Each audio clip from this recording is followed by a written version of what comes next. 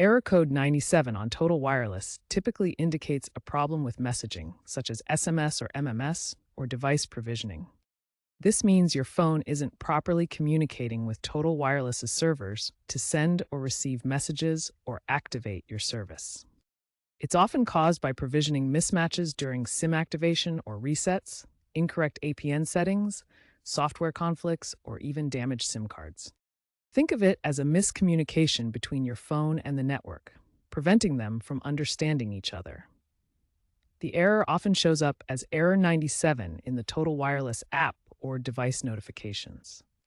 First, reboot your device. A simple restart can often resolve temporary glitches.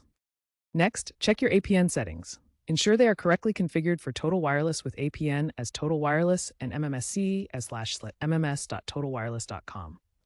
If problems persist, try resetting network settings.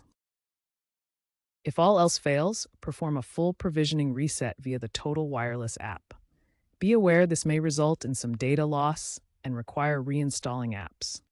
Keep your Total Wireless app and phone operating system updated. If none of these steps work, contact Total Wireless support.